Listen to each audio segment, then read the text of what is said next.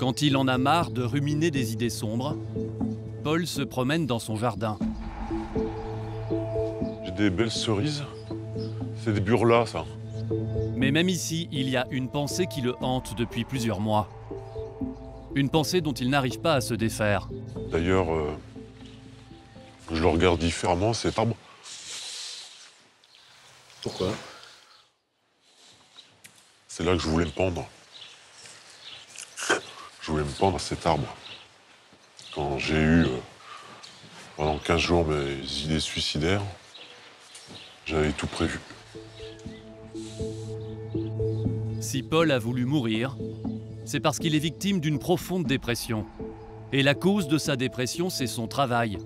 Une fois par semaine, il se confie à une spécialiste, Clotilde. Venez, entrez.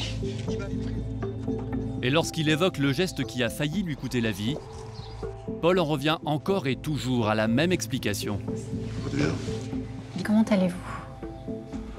Il y a des hauts, il y a des bas. Paul est chef de chantier.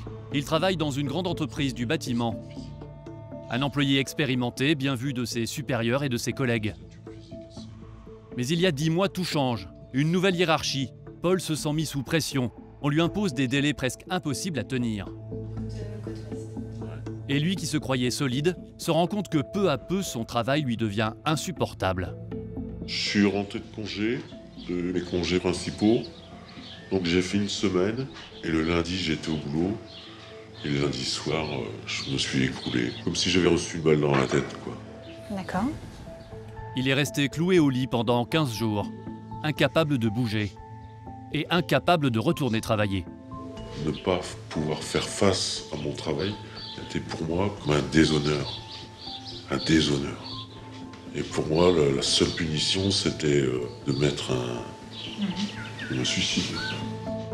Vouloir se suicider parce qu'on ne supporte plus son boulot, cela porte un nom.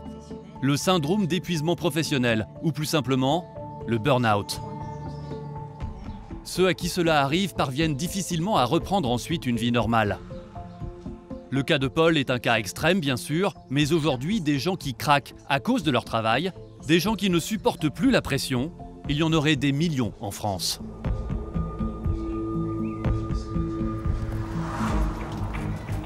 C'est un sujet tabou. Ceux qui en sont victimes n'osent pas toujours en parler. Pourtant, nous serions plus de 3 millions à risquer un épuisement nerveux au travail. J'ai l'impression d'être submergé et je ne sais plus quoi faire. Dans un contexte de concurrence de plus en plus dur, les entreprises cherchent partout les moyens à rester compétitives. Cela passe souvent par des réductions d'effectifs. Alors les cadences s'accélèrent. Il faut être plus rapide, plus efficace, plus productif. Et certains patrons sont prêts à aller très loin pour nous faire travailler toujours davantage. Ils ont des tas de moyens de nous sanctionner, que ce soit par l'appréciation, la notation annuelle, par une prime qui n'est pas donnée, etc., etc. Certaines entreprises mettent en place de nouvelles façons de travailler pour obtenir de nous encore plus de rendement. Mais sommes-nous toujours capables d'encaisser ?